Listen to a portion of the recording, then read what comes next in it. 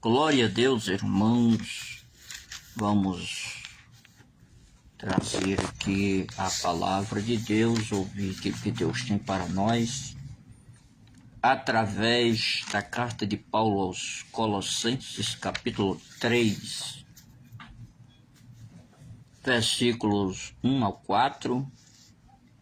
Nós vamos ver aqui a exortação à santidade e o amor fraternal. A palavra que aparece apócrifein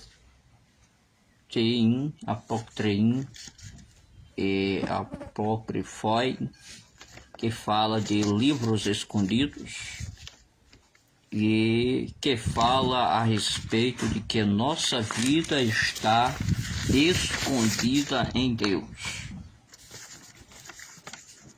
Então aqui, quando fala sobre a nossa vida escondida em Cristo com Deus, vida escondida com Deus é uma vida que nos garante uma continuidade sobre a situação espiritual. Às vezes tem pessoas que ela é religiosa, mas ela não tem a vida guardada, escondida com Deus. Nós vemos aqui que se nós já fomos ressuscitados com Cristo, devemos buscar as coisas que são de cima, né? Fala aqui da ressurreição, do grego sunegeiro é levantar juntos, levantar da morte. E quando nós estávamos mortos em ofensas de pecados, nós ressuscitamos, né? E também haverá um momento em que nós ressuscitaremos literalmente o nosso corpo para ir morar nos céus. O certo é que o contexto fala da ressurreição e daqueles que estavam mortos em ofensa de pecado. Então agora nós estamos com Cristo, escondidos em Cristo, e devemos buscar as coisas que são de cima. Buscar as coisas que são de cima. As coisas que são de cima aqui, buscar é zeteio, buscar. Pensar nas coisas que são de cima é fronel, pensar. Observamos que é necessário o homem ter um pensamento buscado para as coisas celestiais, para as coisas divinas. Fala que nós já morremos para a vida passada, para a vida pecaminosa. Esse morrer aqui é apotinesco, aonde a nossa vida está oculta, cripto, escondida em Deus. Cripto é escondido. Então, nós passamos daquela vida velha, morta em ofensa de pecado, devemos pensar em Cristo, nas coisas que são de cima, porque agora nós vivemos escondidos em Deus. Escondidos em Cristo com Deus. Imagine assim que o Senhor Jesus vai na frente e nós vamos atrás dele, né? Como quem está escondido. Outra forma também de estar escondido com Deus é lá no Salmo 91, que fala que aquele que habita no esconderijo do Altíssimo, a sombra do Onipotente descansará. Né? Está ali a sombra, está ali de lado, para onde estiver a sombra do Senhor, nós estaremos escondidos nele. Nós vemos aqui que fala sobre um momento em que alguns vão ser doutrinados a mortificar os membros, né? Mortificar aqui fala de deixar as paixões e os desejos, né? Epitimia, deixar as paixões, deixar os desejos da carne. A prostituição, porneia, a impureza, a cartácia é impureza, né? Então, deixar estas coisas que são da carne, coisas passageiras. Deixar também a lascívia, né? Patos é lascívia, é um ato apaixonado. Devemos deixar a lascívia, patos em grego. Deixar o apetite desordenado e deixar a avareza, né? Deixar a avareza é pleonexia, deixar a avareza. É como se a gente precisasse abandonar uma ganância, né? Um desejo muito de querer mais, de ter mais, né? No grego aqui seria pleon, mais e ikin é ter, né? Então a ganância, a avareza, essa pleonexia é um desejo de ter mais, de possuir mais, de adquirir mais. Tudo que você tem parece que é pouco. E você corre sempre atrás de mais. Correndo sempre querendo mais, né? Isso em todos os aspectos da vida. Nós vemos aqui que essas coisas, elas atraem a ira do Senhor, a ira de Deus. A ira de Deus é sobre os filhos da desobediência. A ira aqui tem algumas palavras. A primeira é orge, no grego ira sem querer, acalmar. É uma ira que, enquanto não há uma solução, Deus não se acalma, né? Enquanto a pessoa não faz um conserto com o Senhor.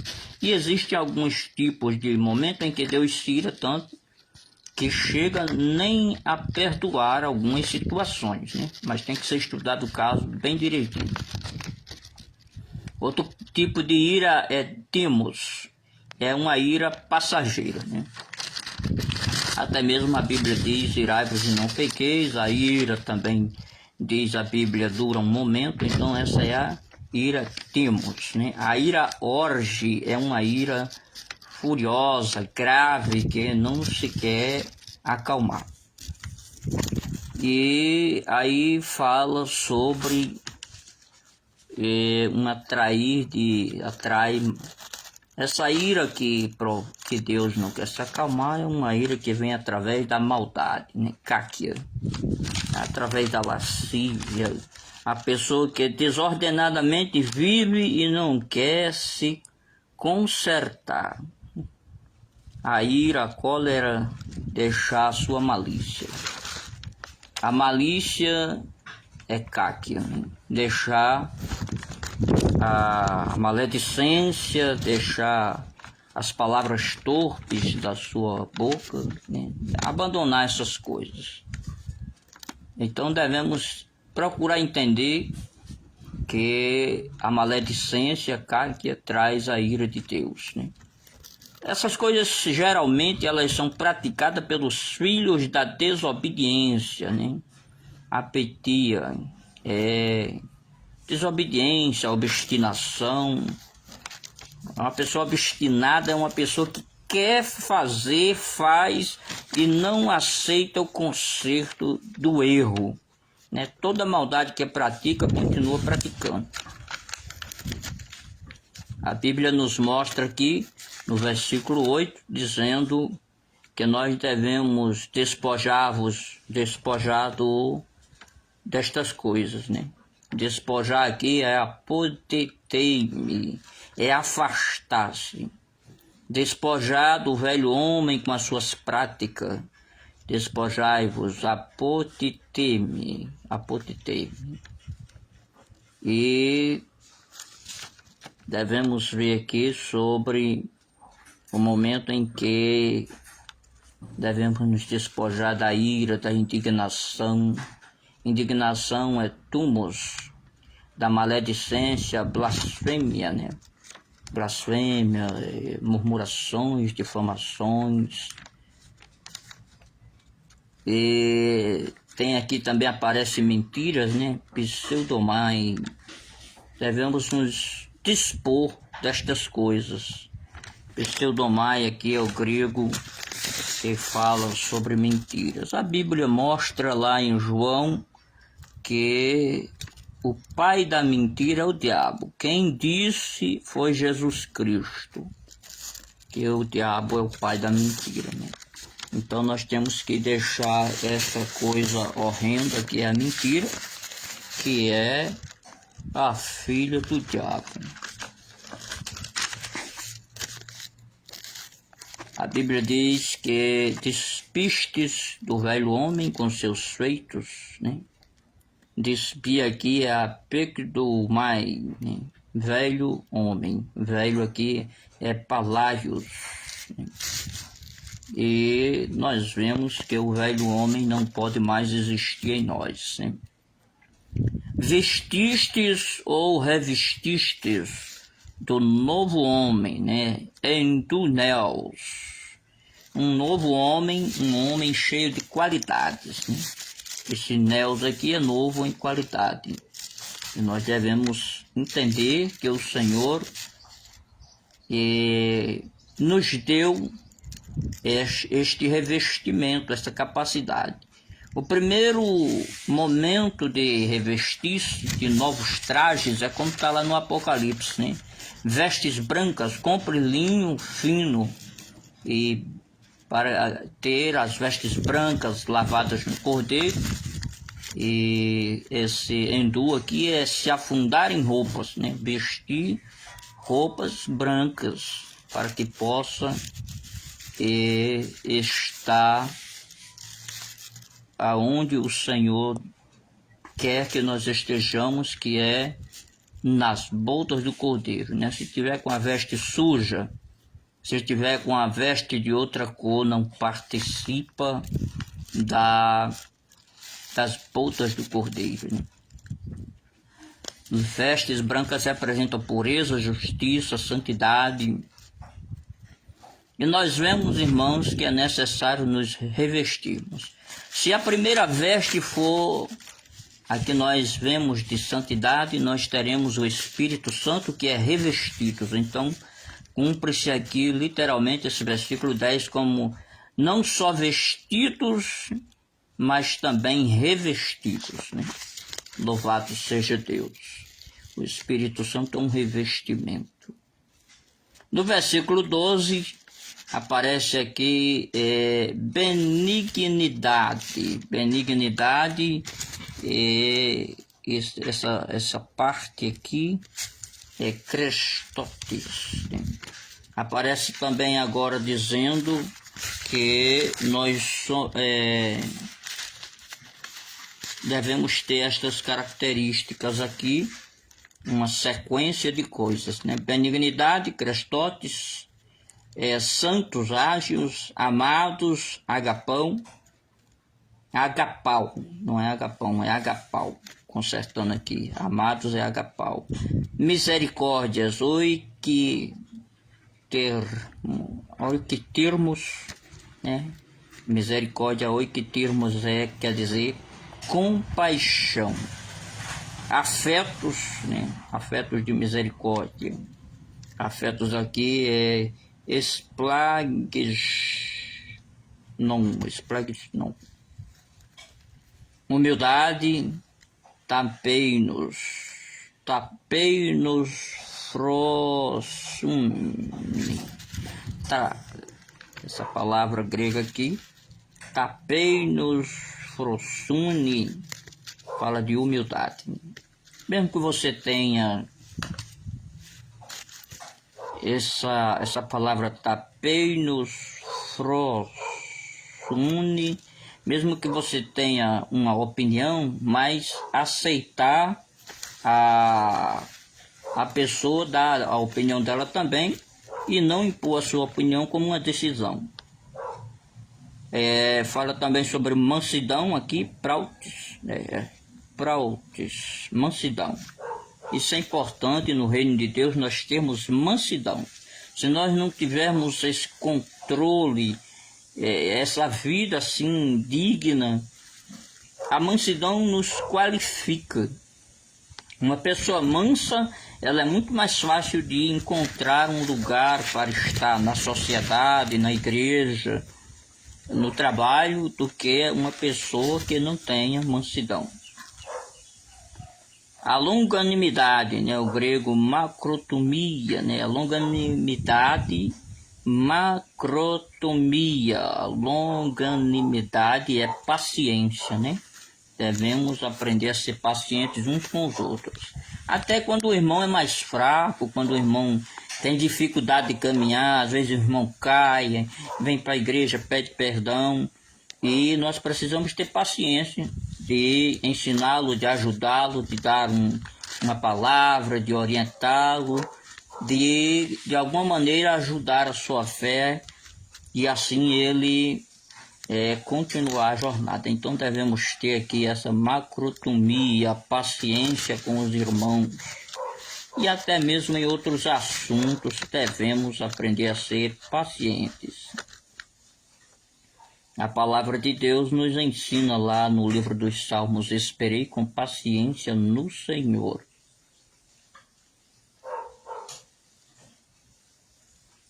Quando nós oramos também precisamos ser pacientes. O salmista diz: ele se inclinou para mim e ouviu o meu clamor. Nós vemos aqui, meus amados irmãos, no versículo seguinte, mostrando que nós devemos suportar uns aos outros, né? Suportar aqui, aneshomai, né? Suportai-vos, né? Suportai-vos. É tão interessante, meus queridos irmãos, que suportar é exatamente quando a pessoa ela está passando uma situação, como Davi disse, num lago horrível, num charco de lodo, né? Davi pecou, mas ali o profeta foi repreendê-lo e Deus lhe tirou daquele lago horrível, daquele charco de lodo, traspassou o seu pecado, perdoando. O próprio Deus foi paciente com ele e ele superou aquela situação. Nós vendo aqui que fala sobre perdoar, perdoando-vos, né? Charizomai, perdoai-vos, né? Perdoai-vos uns aos outros. Meus amados irmãos, esse caso é bem interessante, porque muitas pessoas não entendem muito de perdão. Principalmente quando a pessoa pecou mais de uma vez. Aí diz assim: mas o irmão tá brincando, pecou ontem, pecou hoje, e como é que pode isso? Aí o Senhor Jesus disse que nós não precisamos perdoar uma ou duas vezes não, nem 3, nem 4. Ele diz assim: olha, Pedro perdoa 70 vezes 7 por dia. E se precisar, irmão, perdoa mais, porque o Senhor Jesus, ele deu só um exemplo de mostrar como o perdão é mais importante do que a nossa outra opinião a respeito de tudo que o irmão tiver cometido, né? Então, perdoa uns aos outros, né? Aqui fala sobre tudo, esteja aí o amor, né? O amor que é o vínculo da perfeição. Revestivos do amor, que é o vínculo da perfeição. O amor é ágape, né? Vínculo é sundesmos.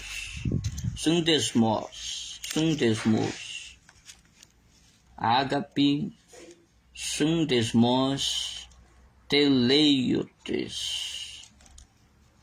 Ágape, sundesmos, teleites. É o amor que é o vínculo da perfeição, né? Sobretudo, né? Sobretudo aí fala sobre tudo isto. Aqui é epi, né? Acima de, sobre de. Então, o amor é quem supera todas as coisas. Supera o ódio, supera os erros da pessoa. Então, supera o pecado. O Senhor Jesus foi nos dado por amor. O Senhor Jesus foi nos dado por amor. Ele disse nas suas palavras, João 3,16, né? Que Deus amou o mundo de tal maneira que deu seu Filho unigênito para que todo aquele que nele crer não pereça, mas tenha a vida eterna. Então, sobre todas as situações, o amor está acima de tudo. Nos versículos que se seguem, de 18 a 25, fala sobre o mútuo compromisso na família, né? Fala aqui do mútuo compromisso. Marido e mulher aprenderem a conviver, e um sempre ajudando o outro, resolvendo as causas um do outro, aceitando todos os assuntos referentes à sua convivência diária, né? Aparece aqui sobre pais e filhos uma frase interessante em latim. Fractus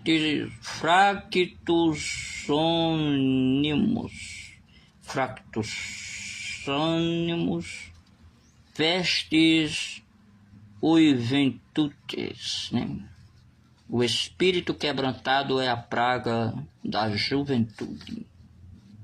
Em latim, fractus animus pestis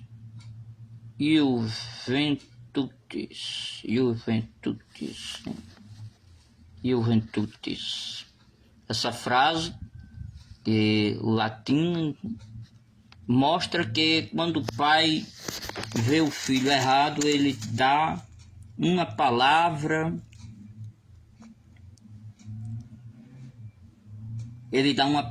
um ensinamento que é contrário ao que o pai, ao que o filho queria, né?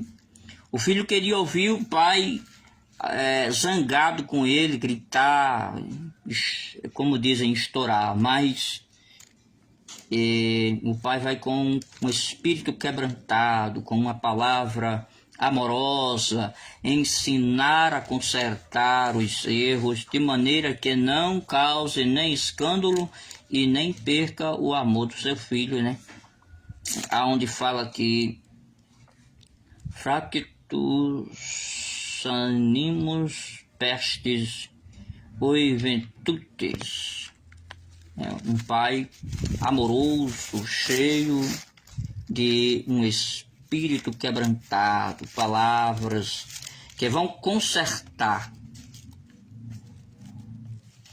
palavras que vão consertar o filho, mas que não vão lhe causar nenhuma falta de amor, nenhum desafeto.